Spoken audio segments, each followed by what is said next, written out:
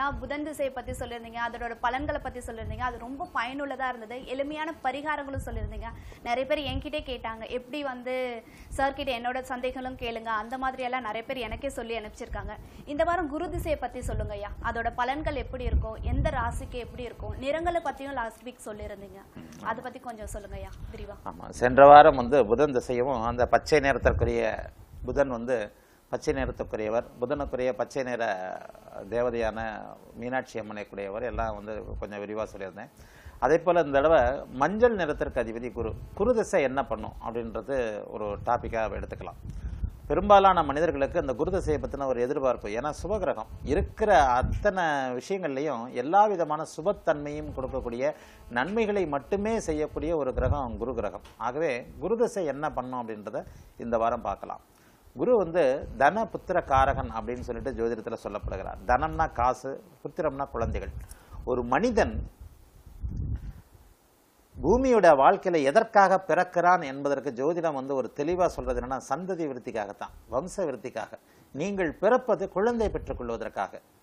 இந்த வாழ்க்கை வந்து மனித குலம் ஏதோ ஒரு உண்மையை நோக்கி போய்கொண்டிருக்கிறது. ஒரு விஷயத்தை அது வந்து பரம்பொருளை அடைவதாக இருக்கலாம், ஒரு உண்மை பிரபஞ்ச உண்மைன்னு சொல்லலாம், அல்லது கடவுளை அடைவதாக இருக்கலாம். ஏதோ ஒரு உண்மை, நமக்கு தெரியாத உண்மையை அடைவதற்காக ஒட்டுமொத்த மனிதகுலம் போய்கொண்டிருக்கிறது. இந்த ஒட்டுமொத்த மனிதகுலம் போய்கொண்டிருக்கும் போது ஒரு தனி மனிதனுடைய ஆயுள் பத்தாதுன்றதுனால தான் இந்த ஆயுள் சங்கிலி நீடிக்க வேண்டும். இந்த அமைப்பு நீடிக்கணும்னு தான் ஒரு மனிதன் தன்னுடைய நகலான குழந்தையை இங்கே விட்டுட்டு செத்து போறான். அந்த குழந்தை அவனுடைய பேரன் பேத்தியை விட்டுட்டு இங்கே அடுத்த அமைப்புக்கு போகும். ஆக ஒரு மனிதன் வந்து பிறந்தது தன்னுடைய அந்த சங்கிலி அறுபட்டு போகாமல் குழந்தை பாக்கியத்தை பெறுவதற்காக. இந்த குழந்தை பாக்கியத்தை, இந்த உயிர்கள் ஜனிப்பதை, இந்த குழந்தை பாக்கியத்தை அருள்பவர் குரு பகவான். இன்னொன்று, இந்த உலகத்தில் எது இல்லாமல் இருந்தாலும் இருந்துடலாம், காசு இல்லாமல் இருக்கவே முடியாது. இன்னொன்று, எதை வேணாலும் நீங்கள் பண்ணலாம், பணம் இருந்தால் அதை வைத்து அதை வந்து தப்பிச்சுக்கலாம், அல்லது அதை வேறு வகையில் கொண்டு போயிடலாம். இதற்கு முக்கியமான அந்த காகிதமான அந்த பணத்திற்கு அதிபதி குருதான். தனம் புத்திர காரகம். தனத்தையும் குழந்தைகளையும், உலகின் மிக மிக முக்கியமான 2 விஷயங்களை அருள்பவர் குரு பகவான் என்பதனால தான் ஒரு ஜாதகத்தில் குரு வந்து எப்படி இருக்கிறார் அப்படின்றத வந்து ஜோதிடத்தில் ஆகிய நாங்களும் ஜோதிடத்தில் ஆர்வமுள்ள நீங்களும் வந்து ரொம்ப அதிகமாக பார்க்குறீங்க. குரு பார்க்க கோடி நன்மை அப்படின்ற ஒரு பழமொழி வந்து ரொம்ப ரொம்ப பிரபலமானது. ஒரு கிரகம், அதாவது அந்த ஜாதகத்தில் உள்ள அனைத்து சாதகமற்ற கெடுபலன்களான தோஷ அமைப்புகளையும் நீக்கி அருள்பவர். அதாவது அந்த விஷயத்தை இல்லாமல் ஒரு விஷயம் கெடுபலனாக நடக்கும் என்ற அமைப்பில் இருக்கும்போது அந்த கெடுபலன்களை நடக்க விடாமல் தடுப்பவர் குரு பகவான். அந்த தோஷத்தை நிவர்த்தி பண்ணுவார் அப்படின்னு சொல்லுவோம். தோஷம்ன்ற வார்த்தைக்கு குற்றம் அல்லது குறைன்னு அர்த்தம். குறைபாடு, குற்றம்னு சொல்லுவோம். அப்போ அந்த தோஷ அமைப்புகள், ஒருத்தருக்கு செவ்வாய் தோஷம் இருந்தாலும், அல்லது அவருக்கு ஆயுள் குற்றம் இருந்தாலும், ஆயுள் தோஷம் இருந்தாலும், அல்லது சந்ததி புத்திர தோஷம், சந்ததி பிறக்காமல் இருக்கிற ஆண்வாரிசு தடைன்னு சொல்லுவோம். அந்த மாதிரியான எந்த தோஷங்கள் இருந்தாலும் அந்த தோஷ அமைப்பை குரு பார்த்தாரே ஆனால் அது வந்து நிவர்த்தி என்று ஜோதிடத்தில் சொல்லப்படுகிறது. இருக்கிறதுலேயே பெரிய கிரகமும் குரு தான். உருவத்தில் பெரியவை அனைத்தும் குருவை குறிப்பவை. மண்ணில் உருவத்தில் பெருசு வந்து யானை, உருவத்தில் பெருசு எல்லாமே வந்து பருத்த உடல். ஒரு ஆள் வந்து ரொம்ப குண்டா இருக்கிறாருன்னா அவர் குருவின் ஆதிக்கத்தில் இருக்கிறார் அப்படின்றது அர்த்தம். ஒரு ஆள் வந்து ரொம்ப குண்டாக இருக்கக்கூடாது. குண்டாக இருக்கிறது வந்து குருவோட ஆதிக்கத்தில் வரும். அதே நேரத்தில் இன்னும் வந்து என்ன சொல்றேன்னா, உலகத்தில் பெரிய விஷயங்கள், பெரிய கட்டிடங்கள், பெரிய விஷயங்கள், உருவத்தில் பெருசு, கடலில் பெருசான திமிங்கலம், நிலத்தில் பெருசான யானை, இந்த மாதிரியான விஷயங்கள். மஞ்சள் நிறம், இனிப்பு சுவை, இனிப்பு யார் ஒருவர் இனிப்பை அதிகமாக சாப்பிட்றாரோ அவர் வந்து குருவின் ஆதிக்கத்தில் இருப்பார். இது போன்ற விஷயங்கள் அனைத்து எல்லாமே வந்து குருவுக்கு சொந்தமானது. இந்த குரு வந்து யாருக்கு நல்லது செய்வார்? 12 லக்னங்கள் இருக்கு.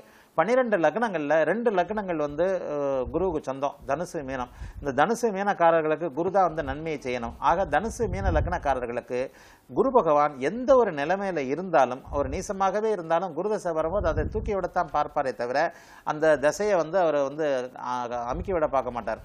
2வது, அவருடைய நண்பர்களான சூரியன், சந்திரன், செவ்வாய், இந்த 3 பேர், மேஷம், விருச்சிகம், கடகம், சிம்மம், இந்த மற்ற 4 லக்கணங்களுக்கு ஆக மொத்தம் கடகம், சிம்மம், மேஷம், விருச்சிகம், தனுசு, மீனம், இந்த 6 லக்னங்களுக்கு குரு பகவான் எப்படிப்பட்ட ஒரு நிலைமையில இருந்தாலும் மிகப்பெரிய சாதகமற்ற பலன்களையோ கெடுதல்களையோ செய்ய மாட்டார். அவருடைய திசையில நல்லதுதான் செய்வார்.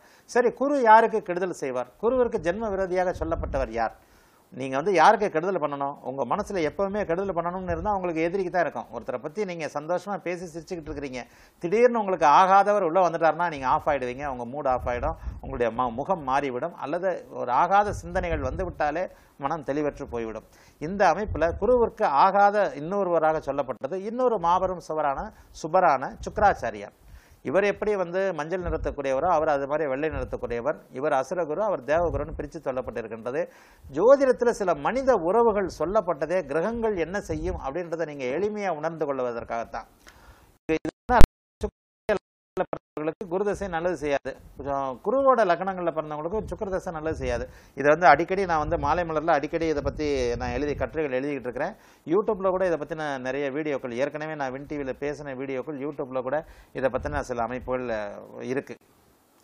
ஆக இந்த ரிஷப லக்னம் துலா லக்னத்தில் பிறந்தவங்களுக்கு குருதசை வருவது நன்மைகளை செய்யாது. அப்படி நன்மைகளை செய்யணும் அப்படின்னு சொன்னா அவர் வந்து இக்கட்டான ஒரு நிலைமையில இருக்கணும். இப்போ வந்து உதாரணமா துலாம் லக்னத்திற்கு 6ஆம் வீட்டுக்கு அதிபதி குரு.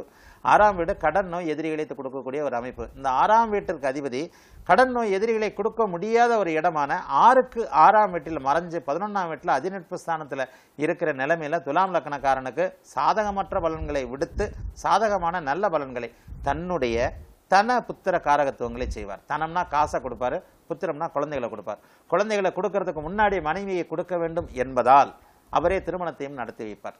ஆக ஒரு மூல காரணம் எதுவோ அந்த மூல காரணத்திற்கு முந்தைய காரணம் ஒரு கிரகங்களால் நடத்தப்படும். அதே மாதிரி ரிஷப லக்னக்காரனுக்கு 8ஆம் இடத்துல அவர் வலுவான ஒரு அமைப்புல 8க்கு 8ஆன லக்னத்திலேயே வலுவா இருந்தா வெளி தேசங்கள் வெளி மாநிலங்கள் இது போன்ற அமைப்புகள்ல ஒரு மனிதனை தூர தேசத்திற்கு நகர்த்தி வெளிநாடு வெளி மாநிலத்துல வந்து இது பண்ண வைப்பார், இந்த பொருள் சம்பாதிக்கிறதுக்கு வைப்பார். ஆக ரிஷப துலா லக்னக்காரங்களுக்கு குருதசை வந்து பொதுவாக சாதகமற்ற பலன்களைத்தான் செய்யும், நல்ல பலன்களை செய்வது இல்லை. இரண்டாவது புதனுடைய மிதுன கன்னியா லக்னங்களுக்கு அவர் சாதகமும் பாதகமும் உள்ளவராக செய்வார். மிதுன கன்னியா லக்னத்திற்கு அவர் பாதகாதிபதி ஆவார். 7ஆம் இடத்துல பாதகாதிபதி. கன்னியா லக்னத்திற்கு 7க்குடைய பாதகாதிபதி, மிதுன லக்னத்திற்கு 7க்குடைய பாதகாதிபதி. சாதகமும் அவரே பாதகமும் அவரே. நல்ல மனைவியை கொடுத்து குடும்பத்தை குலைப்பாரு. ஒரு மாதிரியான ஒரு புரிந்து கொள்ளாத மனைவியை கொடுத்து ஒரு பணமுள்ள வாழ்க்கையை கொடுப்பார். சாதகம் பாதகம் இரண்டுமே வந்து, அதாவது நவகிரகங்கள்ல எல்லா கிரகங்களும் நன்மையை செய்வதில்லை, எல்லா கிரகங்களும் தீமையை செய்வதில்லை. அதனுடைய இருப்பிடத்தையும் இருக்கும் அமைப்பிற்கேற்றாற் போல நல்லதுகளையும் கெட்டதுகளையும் கலந்துதான் செய்யும் அப்படின்றது தான் ஒரு ஜோதிடத்தோட ஒரு விதி. அந்த அமைப்பின்படி மிதுன லக்னம் கன்னியா லக்னக்காரர்களுக்கு குரு பகவான் எப்பவுமே சாதகமும் பாதகமும் கலந்த ஒரு அமைப்பை செய்வார். பாதகாதிபதி அவர் தான்.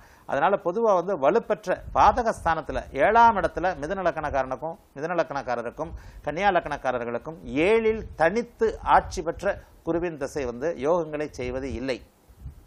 அதே நேரத்தில் அவர் அந்த பாதகஸ்தானத்திற்கு 6, 8, 12 மறைஞ்சு, அந்த பாதகஸ்தானம் என்று சொல்லப்படக்கூடிய இடங்களுக்கு 6, 8, 12 மறைந்திருந்தால் அந்த பாதகத்தை செய்யும் வலுவின்றி நல்ல அமைப்புகளை செய்வார். மீதம் இருக்கின்ற அந்த மகர கும்ப லக்னங்களுக்கு சனியை வந்து அவர் என்ன நினைப்பார்னா, நண்பராக இல்லாமல் ஒரு சமம் இல்லை, எதிரியாகவும் இல்லாமல் நண்பராகவும் இல்லாமல் இரண்டுக்கும் நடுவான ஒரு நிலையான சமம். அவர் ஃப்ரெண்டா எனிமியா அப்படின்னு கேட்டால் அவர் ஃப்ரெண்டும் இல்லை எனிமியில் ஏதோ வரார் போறார் அப்படின்ற ஒரு கதை உண்டு. அந்த வரார் போறார் கதைன்ற மாதிரி அவரை நல்லதும் செய்ய மாட்டார் கெட்டதும் செய்ய மாட்டார். அதனால இந்த மகர கும்ப லக்னங்களுக்கு அவர் தான் இருக்கும் இடத்தை பொறுத்து சில நன்மைகளை கண்டிப்பாக செய்வார். ஆகவே இந்த 12 லக்னக்காரங்களுக்கு இந்த வகையில செய்வார் குரு அப்படின்றத பார்த்தோம். குரு எந்த வகையில செய்வார்னா, குருவின் காரகத்துவங்களான குருவுடைய மிக மிக முக்கியமான காரகத்துவம் வந்து நீதித்துறையும் நிதித்துறையும். நீதியும் நிதியும் குருவின் ஆதிக்கத்தில் உள்ளவை. வலுப்பெற்ற குரு ஒருத்தரை வங்கியில வேலை செய்ய வைப்பார், பணத்தை பார்த்து கொண்டே இருக்க வைப்பார். அவர் பணமோ யார் பணமோ பணத்தோட பக்கத்துல இருப்பார். தன்னை சுற்றிலும் பணக்கட்டுகளை அடுக்கி கொண்டு எண்ணிக்கொண்டு இருக்கின்ற ஒரு கேஷியரோட ஜாதகத்தில் 10ல் குரு 10ஆம் இடத்தோடு பார்க்கின்ற குரு நிச்சயமாக இருப்பார்.